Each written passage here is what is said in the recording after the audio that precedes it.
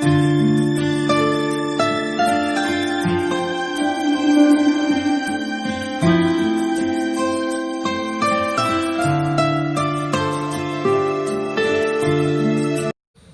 Afternoon बालकों। आज हम कक्षा 8 विषय हिंदी पाठ 5 यानी कि इकाई 5 सवाल बालमन के जवाब डॉक्टर कलाम के, यह एक साक्षात्कार है। हम जानते हैं कि हमारे हिंदुस्तान के राष्ट्रपति अब्दुल कलाम थे। अब्दुल कलाम का मूल नाम अबुल पाकिर जैनुलाब्दीन अब्दुल कलाम हैं। अब्दुल कलाम एक वैज्ञानिक थे। अब्दुल कलाम जी ने विज्ञान की खोजों में अतुट योगदान दिया है। इस साक्षात्कार में अब्दुल कलाम जी हमारे हिंदुस्तान के सभी छात्रों को प्रेरणा देते हैं कि बच्चे जब छोटे हैं तब से मन में किसी भी बात को याद कर ले या पसंद कर ले या ठान ले कि मुझे क्या बनना है, और जो बनना है इसके लिए कटिबद्ध मेहनत करनी पड़ती है। चाहे कैसे भी हालात हो, लेकिन इन हालात में हमारे ध्येय हमारी मंजिल को प्राप्त करने के लिए हमें उनके पीछे भागना है। ऐसा प्रयत्न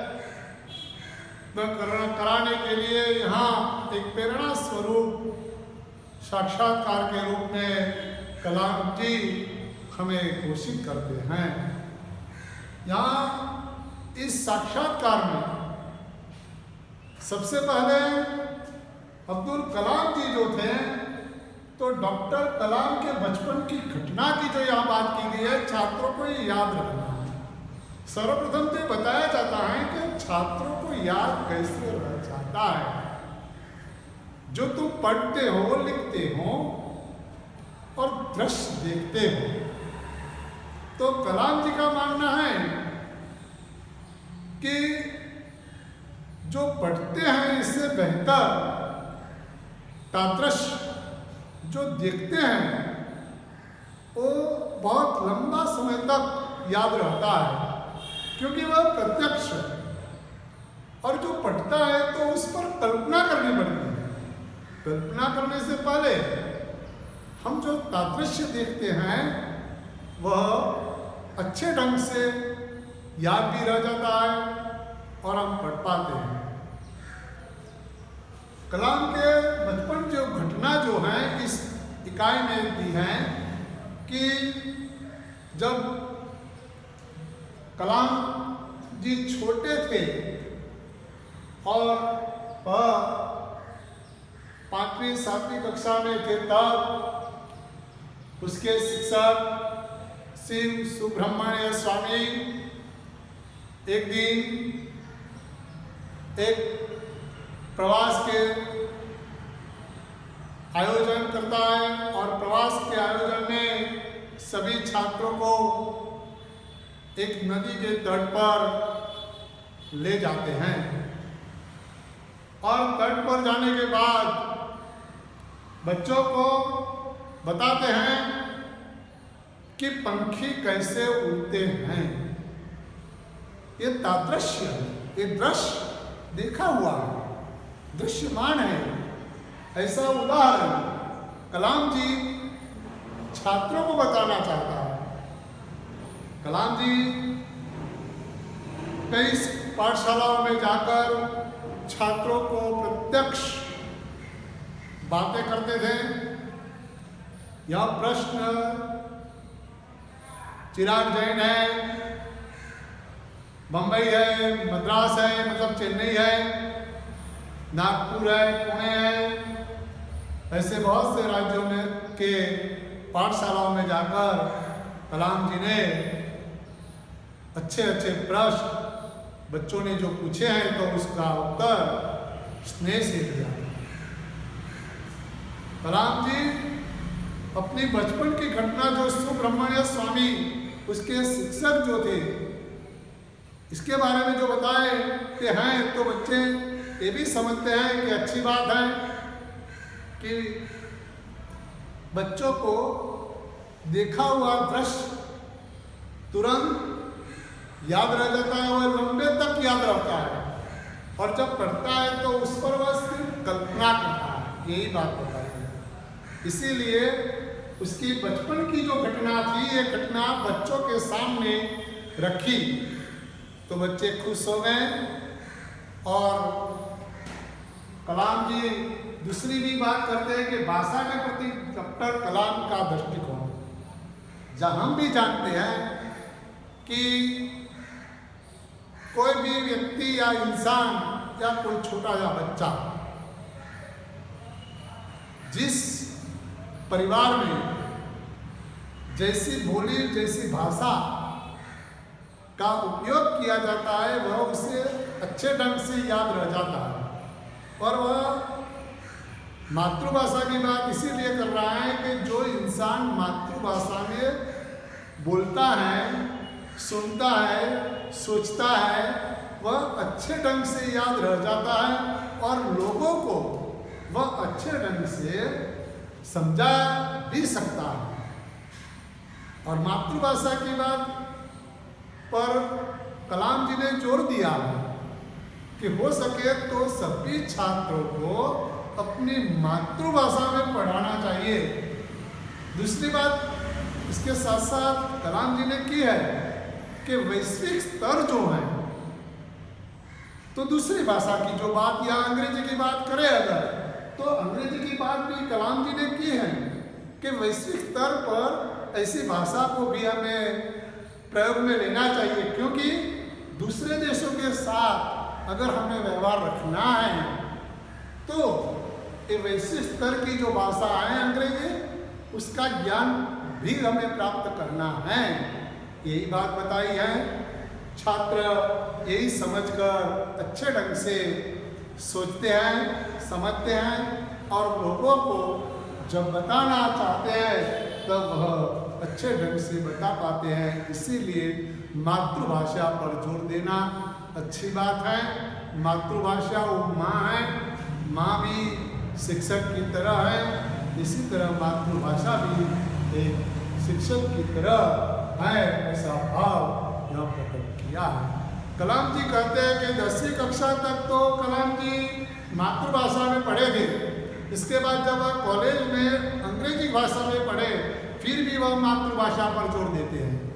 तो इसका कारण यही था जो मैंने बताया आप सभी छात्रों को।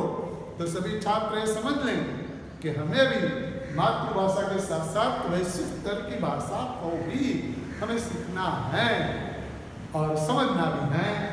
और आगे की बात है जीवन में सफल होने का मंत्र। जीवन में सफल होने का मंत्र, इसका मतलब ये होता है कि सभी छात्रों को ये तय करना है, जब तुम छोटे हो, आज 8वीं कक्षा के छात्र हो तुम, 8वीं कक्षा के छात्र को ये जान लेना है कि आने वाला भविष्य हमारे लिए कैसा है और हमें क्या करना चाहिए। हम वैज्ञानिक बने, इंजीनियर बने या कोई दूसरा बिजनेस करें या दूसरे क्षेत्र में जाए। आज डॉक्टर, इंजीनियर बहुत बने लेकिन वैज्ञानिक कम। तो वैज्ञानिक बनना है तो कलाम जी इसीलिए कहता है कि वैज्ञानिक बनना है तो कहा जाता है कि to research in science the scientist in the world, जो दुनिया में जो भी वैज्ञानिक बनते हैं छात्र, ये सभी वैज्ञानिक मन में तय कर लेता है पहला तो उसका ध्येय, उसकी मंजिल, और उसका ध्येय उसकी मंजिल को उन्हें पाना है तो मन में ठान लेना है कि मुझे वैज्ञानिक बनना है, और वैज्ञानिक बनने के लिए कटिबद्ध परिश्रम करना है, मेहनत करना है, चाहे वह किसी भी परिस्थिति में भी वह विचलित नहीं होता। तो ऐसा छात्र लगन से बढ़कर आगे बढ़ सकता है और कुछ न कुछ बन सकता है। तो छात्रों को ये बताया जाता है कि सभी छात्र अगर कुछ भी बनना चाहे तो उनके मन में एक ध्येय होना चाहिए, एक लक्ष्य होना चाहिए, उसके मन में एक ही रटन होनी चाहिए कि मुझे ये बनना है। अगर जो बनना है वही मन में निश्चय कर लेना, मतलब तय कर लेना है, तब वह तुम बन पाओगे। ऐसा मंत्र यहाँ दिया हुआ है कलाम जी ने कई छात्रों को भी बताया है, और जो जो छात्रों ने प्रश्न पूछे हैं ये सभी छात्रों को अच्छे ढंग से उत्तर दिए हैं। भारत के सामने सबसे बड़ी चुनौती, तो इसमें कवि ने ये कहा है कि आज 2020 तक चलता है। जब ये साक्षात्कार लिखा गया तब की बात है कि 2020 के सामने जो चुनौती है कि 1 अरब से ज़्यादा भारतीय, मतलब लोग, 1 अरब से ज़्यादा लोगों की बात है यहाँ कि 1 अरब से ज़्यादा लोगों को सुखी और संपन्न करना है। तो सुखी और संपन्न कैसे करें, ऐसा भाव इसने प्रकट किया है। इसीलिए कहा गया है कि भारत के सामने सबसे बड़ी चुनौती तो यह है कि सभी अरब से ज़्यादा लोगों को कैसे सुखी और संपन्न करे। 2020 तक की बात है। यहाँ कहा गया है कलाम जी ने कि हमारे हिंदुस्तान में 54 करोड़ प्रतिशत लोग 25 साल की उम्र के हैं। वह सभी ये हमारे हिंदुस्तान की, मतलब कि हमारे राष्ट्र की वह शक्ति है। हमारे राष्ट्र की शक्ति इसीलिए कही है कि जो 54 करोड़ 25 साल की ज़्यादा उम्र के जो छात्र हैं वह हमारे राष्ट्र की वह संपत्ति है।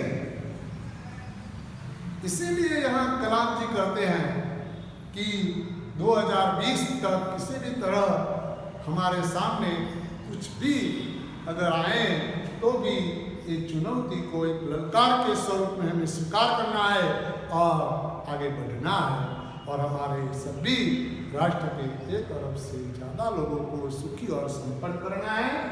दूसरी बात है बढ़ती जनसंख्या पर काबू और बेरोजगारी निवारण। इस की जो अगर बात करें तो बढ़ती जनसंख्या, आज हिंदुस्तान में 1 करोड़ से ज़्यादा जनसंख्या बढ़ रही है।